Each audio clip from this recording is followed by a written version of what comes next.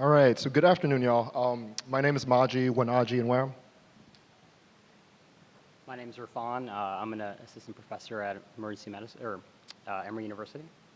And this afternoon, what we're going to do is take a few minutes to talk to you all about ways that we can empower our patients to better advocate for their health needs, okay?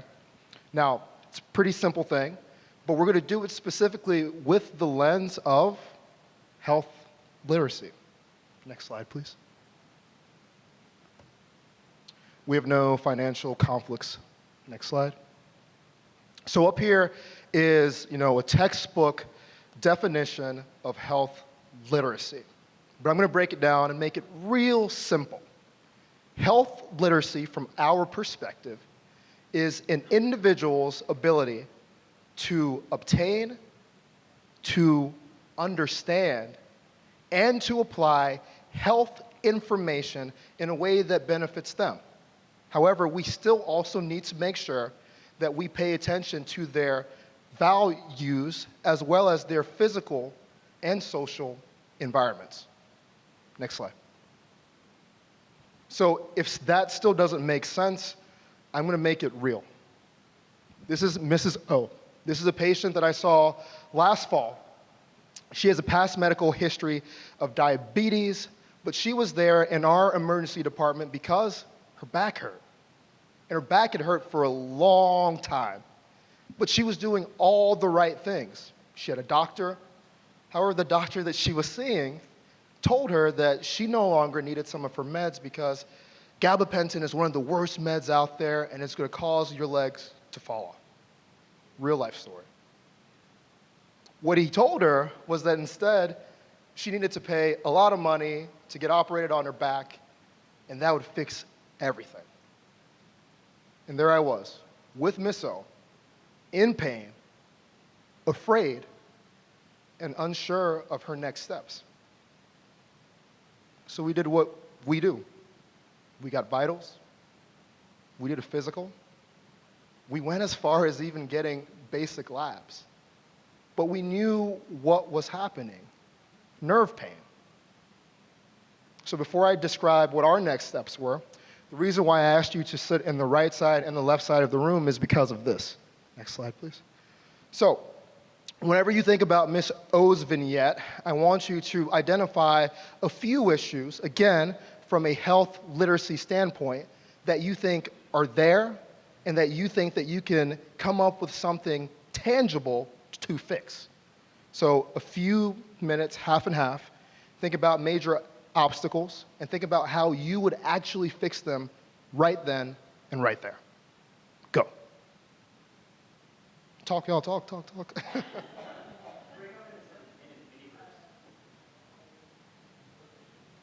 Yeah.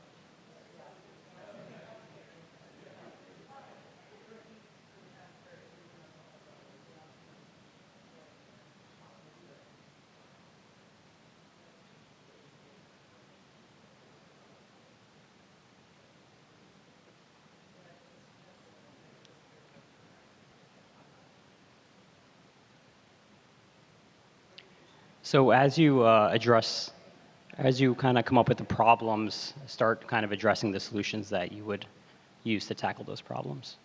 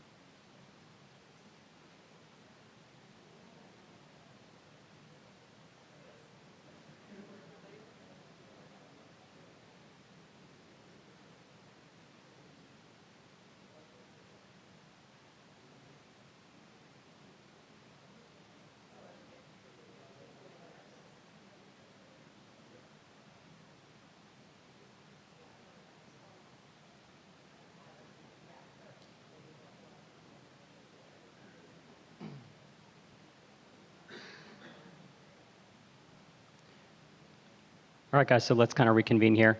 Who wants to share some problems that they were able to kind of identify in this vignette?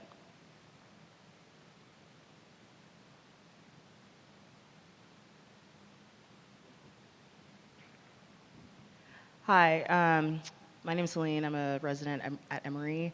So some of the problems that we were able to identify in regards to health literacy in this vignette was a couple of things. So one that we came up with was an issue in regards to the way that this information could have been explained to the patient in a way that she was not able to understand. And so we know those scenarios where you trying to learn from someone, but if that's not the way in which you understand information or the way that you learn, then it could just kind of go in one way and out of the other, completely misinterpreted. And so that very well could have happened in this scenario, even though the doctor may not have said that gabapentin will make your legs fall off, but the way that it was presented could have made it seem that way. Another problem is just maybe not having access to other, being able to see another provider and getting a second opinion. And so it's just the physician that you have or the doctor that you have or the provider that you have is your PCP, and it's someone that you trust. And so it's they tell you something, and if that's all that you have access to, it's you kind of tend to just take it as it's presented to you and not really able to kind of follow up with someone else on it, especially if there's social determinants of health that kind of prevent that from being able to happen. So that's two things that we talked about in our group. Does anybody else want to share some barriers?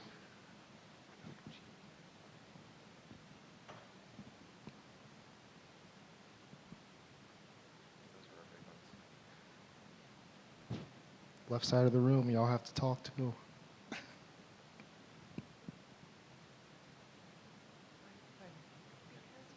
mean, we were talking about solutions. So. Do you want to share some solutions then? Hey guys, I'm from the University of Iowa, but we were just talking about breaking down the pathophys, first of all, for her in words that make sense to her, not just to us. Just describing kind of the problem can help her understand the solutions more and the solution options. Also going through some other alternatives. It's not just surgery and that's it. Give some other pain options, and also set proper expectations for how successful surgery might be or not be. Probably in her head, she thinks if she pays $3,000, her pain will all be gone, which is obviously not true. And it sounds like they didn't explore some of the other conservative managements like PT or whatnot. So that's kind of what we talked about. Also going back to gabapentin and going through the pros, risks and benefits of that.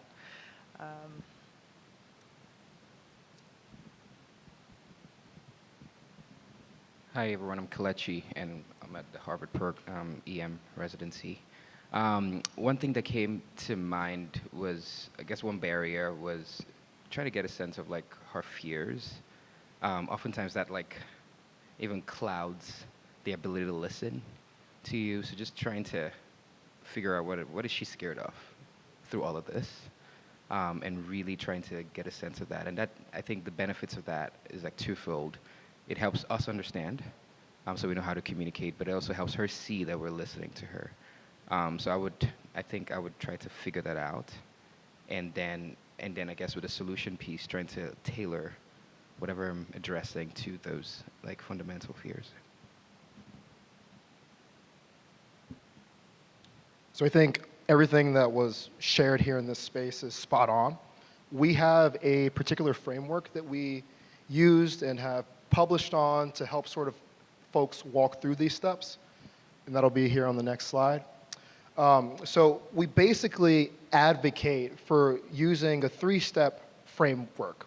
The first one is first starting off with something that's known as universal precautions, which is basically not assuming that everyone has good health literacy. The next step, I forget who mentioned it, was also finding out about how people like to learn, and there's an asterisk there as well. And then finally, there are a slew of other strategies that you can overlay on those first steps that can really help meet the needs. So let's go through the different steps in a little bit more detail. So because limited health literacy is common and kind of hard to recognize amongst healthcare providers, experts recommend taking a universal approach to health literacy precautions. So basically, practices should really assume that all patients and caregivers may have a difficult time comprehending health information and accessing health services. AHRQ created the Universal Health Literacy Toolkit, currently in its second iteration, to really provide evidence-based guidance that primary care practices can take for all patients, kind of assuming that every patient has some level of healthy literacy. So unfortunately, though, the toolkit is really geared to the primary care setting, and a lot of the tools that are mentioned in the toolkit aren't really applicable to the ED setting. And really, as it currently stands, guidance on health literacy strategies specific to the ED are lacking. So it really suggests utilizing these tools and kind of applying the tools to the ED setting. So we basically took the toolkit and condensed it down into what's really practical in the ED setting, really kind of keeping in mind provider workflow. The tools and strategies can really be broken down into 4 main categories: spoken communication, written communication, self-management and empowerment, and supportive systems. So you may really decide to use one tool or multiple tools. It really just depends on the patient and really the situation. So let's take a few minutes to kind of go through some of the more common tools that you may decide to use on shift. So for spoken communication, communicate clearly. Kind of greet your patient, listen, try not to interrupt, use plain, non-medical language. Try to use your patient's language as well, meaning that if they're using certain terminology or terms to describe their symptoms or pain, use those terms as well. And really kind of avoid vague or subjective speech. Use the teach-back method. That's a really good way of basically assessing information retention. Data really shows that around 40 to 80% of the information that you tell your patient that's health-related, they're going to forget immediately. So this is a good way to kind of test retention. Ask your patient or family member to really explain in their own words what they need to know or do. Obviously do it in a caring way, which isn't demeaning. And this again may require re-explaining and rechecking. Review compliance with pertinent information. We kind of adapted this from the original recommendation that AHRQ had suggested in doing kind of a full brown bag review. Checking every single medication with the patient really isn't practical. So we kind of suggest basically taking a more ED applicable approach, and if a patient's coming in, for example, with a CHF exacerbation, kind of reviewing their diuretic use and compliance. Address language barriers or differences. Use a language interpreter. Try not to rely on family members or friends. Consider culture, customs, and beliefs. If there's any confusion, just ask the patient if there's anything that you really need to know about their culture, beliefs, or religious practices that would really help you better take care of them. So for written communication, assess, select, create easy-to-understand materials. If you're using discharge instructions, you should review them for appropriate content as well as easy readability and understandability. The NIH recommends that health information should really be written at an 8th grade level. And there's tools that you can really use to kind of assess both of those. In terms of readability, there's a lot of different tools, SMOG, Fleisch Kincaid, all these different tools, as well as understandability. You can use a PMAT assessment tool that AHRQ has created as well. And really kind of, if you're finding that the information you're giving your patient isn't really appropriate, kind of create your own discharge instructions for the most common complaints. Self-management and empowerment. So encourage questions. Don't ask your patient, if you have questions or if they have questions, because if you do that, they're really going to say, no, I don't have any questions. Instead, ask them, what questions do you have? That really encourages them and empowers them that it's okay to ask questions. and really try to ask questions, or try to encourage them to ask questions throughout the workup and not just at the end. So for supportive systems, this is going to be quite a heavy lift in the beginning because you really have to try to find the appropriate resources available locally. And you can try to do so with the help of your social worker or pharmacist. And once you kind of gather these resources, then you can kind of easily provide them in discharge instructions through a dot phrase. So kind of going back to what Maji had mentioned about, and I think it was mentioned too, kind of sharing the information with the patient based on what they feel comfortable, whether it's written, verbal, kind of different kind of learning styles, right? So we recommend using a multi-learning technique strategy. There's quite a bit of controversy actually regarding the effectiveness of catering information to a patient's preferred learning style. So instead, we suggest using a dual coding technique where you basically place a significant and equal emphasis on both verbal and nonverbal educational modalities. Basically, you can pair verbal with visual learning, or you could pair verbal with kinesthetic learning. So basically, if you have a patient who is going to be started on, who needs a CPAP, instead of just explaining to them how to work a CPAP and how to place the mask on, you can actually have the CPAP machine there and have them demonstrate to you how to kind of put it on so you can provide feedback actively. So let's take a look at the case. So yeah, this brings us back to Miss O. So as you all noted, there were a number of issues here. Fear, she was afraid. Also, the info that she got was just wrong. Now, where the misstep was, we don't know, but it was wrong. So what we did was, again, starting off with that 8th grade or lower reading level, we sat with her at bedside. Now, we didn't ask her specifically, do you like to visually learn or do you like to, do hands-on learning? But we knew that we needed to do both of those things. So we printed out a slide that had side effects of gabapentin. None of those were losing legs. We sat there with her, walked through the slide, and asked her, again, what about this do you want to know more about? Are there any concerns or fears that you still have? And then, one other thing that's important, and we talk about more in the manuscript, is instead of just asking her, are you in pain, we asked her things about functioning. So it's not only giving her a medicine to bring her pain down, but this medicine, did it allow you to walk 6 more steps, 7 more steps? Did it allow you to get to work or go shopping? Focusing on how to build them up in a way that enables them rather than focuses on the negative. And lastly, her son actually stepped in at the end, and I was able to sit down with him and go through all of these things. So getting family and people who are actually helping them at home also to buy in and also to understand and also to figure out what those next steps are, so important.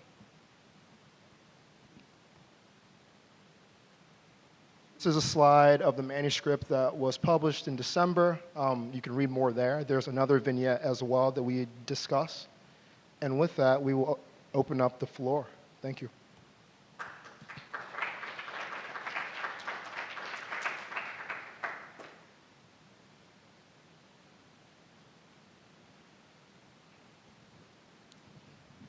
So, hi everyone, I'm Jasmine. I'm also a resident at Emory. I guess my question is, and this is more of kind of like an open-ended question to everyone, just from like your personal practice style and experience. And I have my own thoughts on this as well. I think the scenario is a great, example of patients. Sometimes they come to us, and whether or not in this scenario that physician actually used that language of your legs will fall off, or that was the patient's interpretation of how the information was presented to them. How do you guys find you're able to, in some instances, essentially correct, misinformation that may have been presented to that patient without it turning into a context of you are critiquing outright someone else's medical judgment? Because I find myself very remiss to comment on other physicians' practice styles. And sometimes patients will say, oh, this doctor did this to me and this doctor did that to me. And whether or not you agree they did or didn't do that, you still want to address whatever gap there is between the patient's understanding of what they're going through and, what the actual problem, diagnosis, solution really is. And so I'm just curious, how do you guys navigate those conversations with patients where you're not, kind of crossing a boundary of professionalism and commenting on someone else's practice style, but also, kind of correcting the gap between a patient's understanding? So I'm going to hand this over to someone who I know has a lot of experience in this area, Dr. Lewis. Hello, John Lewis, Emory University faculty, and that was dirty, man. No, I'm honored because I believe that the presenters have actually codified and really legitimized what has been known by wise practitioners for many years, that if you listen to the patient long enough, they will give you the diagnosis as well as the solution. So I would say that your first approach in filling that gap is just being willing to offer time. That's the entryway. It is the commodity that's most valuable to us all, and that we very rarely share freely. We normally have a currency of how much time we're going to give each patient based on their presentation, based on the ESI score or whatever. That's a fallacy. If you listen long enough, you might actually find that the patient's concerns are far more legitimate than you ever imagined, and that the misunderstanding was on your side of the conversation, not on their side of the conversation. I've been humbled on many occasions to do that. So first thing I would suggest is you offer them time. The second thing I would say is that you look to be humble in that we are all at best carers more than we are curers. We enter with a prism of that we have a solution to many problems that are truly unsolvable in the way that we envision them in a certain paradigm. That's why goals are important. What is your goal? Is it to be pain-free? Well, life itself is never pain-free. So let's have that understanding of what your goals are. Once you're able to do that, you narrow the delta or the space between expectations and reality. That space in between we call disappointment. You can give people answers that don't necessarily relieve total suffering, add days to their lives, and yet it will be welcome and accepted when you narrow those expectations between what their expectations are and what is really possible. They will often have a deeper level of understanding than we would have ever done if we even got the diagnosis or the solution right on the first guess. So I would tell you that being willing to spend time and being willing to be humble are the two really, they're not panaceas, but they are definitely the proper prescription whenever we see this mismatch between understanding between two individuals in relationship.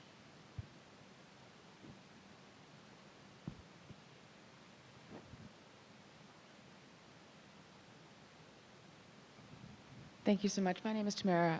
I am a resident at Baylor in Houston, Texas.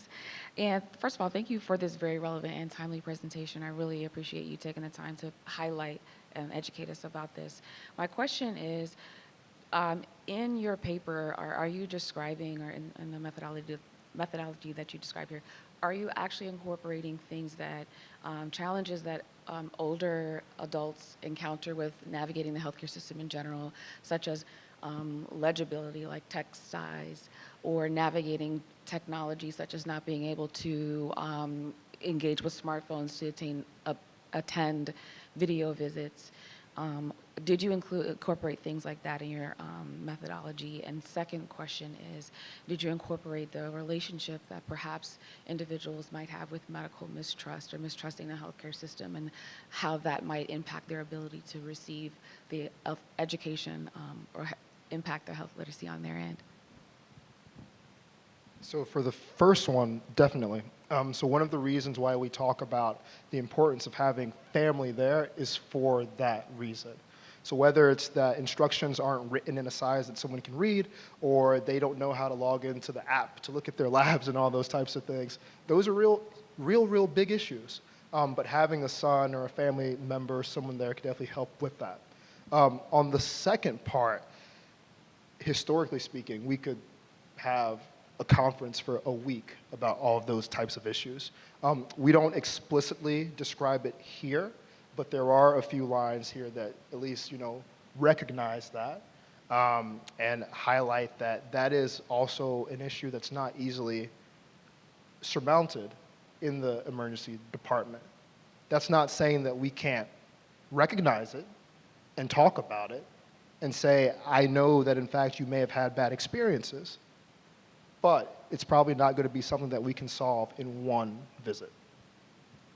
And I think that's an issue that kind of pertains to, your patient population and where exactly you are practicing. It's something that we have discussed in terms of next steps, kind of moving forward, having patient interviews, and kind of talking to patients themselves about how is your experience, how can we kind of make your experience better from like a health literacy standpoint and access standpoint. Just a real quick question about time, which is again something that we struggle with. I guess because a big piece is like making the time. I wonder if you guys have any like strategies on how to think about time.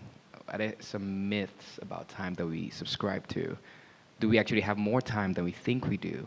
I'm just curious to know like just how to think about that. I think the other thing too is like, time, how are we kind of perceiving time, right? Are we perceiving time as that time that you have with the patient?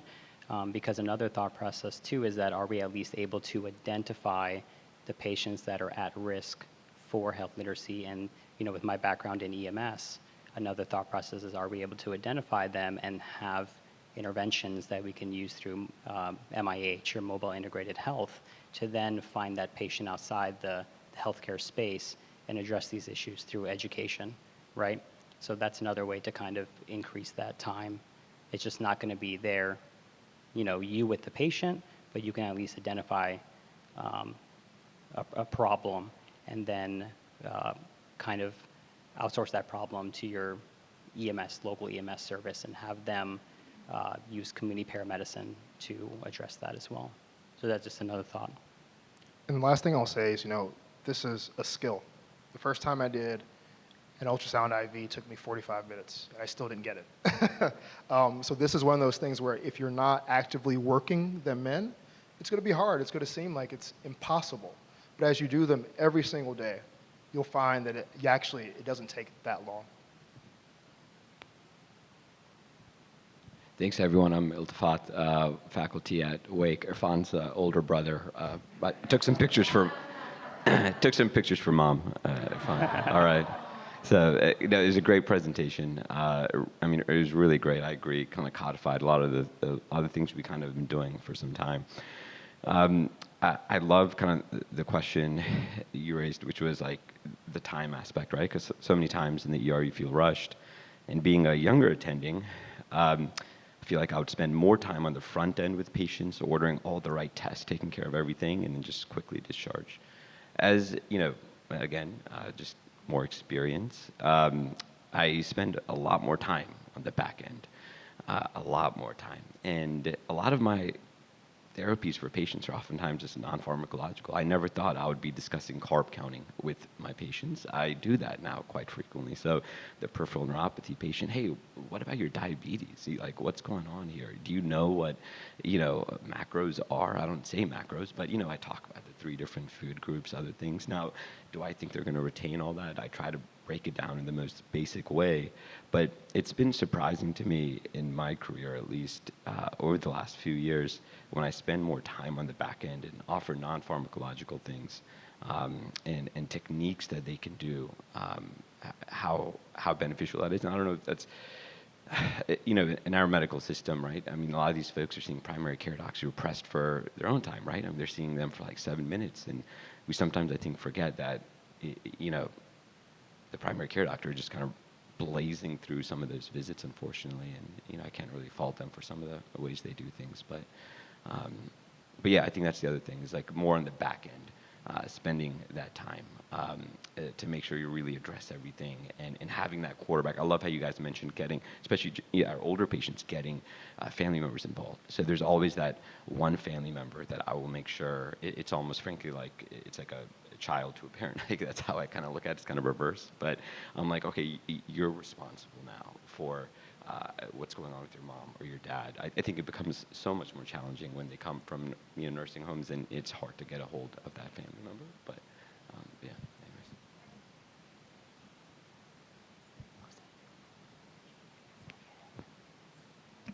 anyways. Sorry, I just wanted to add, I think we should actually flip the notion of not having enough time within our healthcare system. We should flip that on its head because we actually should recognize that we have hours that some of our patients are in our emergency departments, right? If we make better use of that time, if we deploy dietitians to our lobbies or to our boarding areas, or our patients that are admitted that are in our, like boarding is here to stay, right? We're familiar with that, right? And if our patients are with us for hours in our EDs, why are we not using that time to deliver vaccines or educate on preventive health care? And I really think that like, we look at this as our time with the patient and that 7 or 15-minute encounter with our patients as like the only time we have with our patients. But in EM, we have such a great opportunity to venture and to use that time that our patients are just waiting for hours and boarding in our units. And so, I don't know, I just think that we should like challenge ourselves to actually make better use of that as a medical, like as a healthcare system while our patients are there. I love that idea. Yeah, I love that idea as well. Well, I'm Keem. I'm from Emory. I'm an intern. I'm very interested in ED ops, and so your concept of like resource allocation and kind of changing the things that you do in the ED in terms of like other services coming on, it's just a massive challenge in order for any healthcare system to employ those things. One from like a hiring standpoint, one from a payment standpoint, and one from like an actual like flow of the ED in terms of human factors standpoint as well, for all these people to come in. Like the reason why we don't have PTOT come into the ED is just you just can't physically do those things, for example. And so yes, I'm sure people have thought about ways that we can, while patients are there, to do more with the time that we have, especially if they're just boarding. And I'm not trying to like say that there's nothing that we can do. Obviously there is, and vaccines, for example, one of those things. If one of your nurses has like a ratio of 5 to 1, they don't have time to administer a vaccine, even if we order it, something like that. I guess like this is a much bigger operations flow through problem than just saying we have patients in the ED that have time to be to do other interventions on. And that's the issue in the ED, a really big issue, because a lot of people have ideas about how to educate. We have like, for example, in the trauma bay, we have these peer counselors, I think for like a trauma support network. We hired those people to come for people who are in the trauma bay who are not doing anything, to listen about how to do violence prevention. That's a great idea. It makes sense because they're already there. Now we have a new group of people in that they're not going to interfere with other work, and they're not taking away from the nurses. So that's something that, when you guys do publish on that's like a cool thing that was able to be done with the time that we have. Anyways, yeah. Cool. Well, thank y'all so much. I'll just finish by saying, everything is hard when you first start, but that shouldn't be the reason why we don't think about them. And it's awesome to have people from all perspectives weigh in on why some things make sense and why some don't. So I thank you for that. So with that, thank you all so much. Have a good rest of your day. Take care.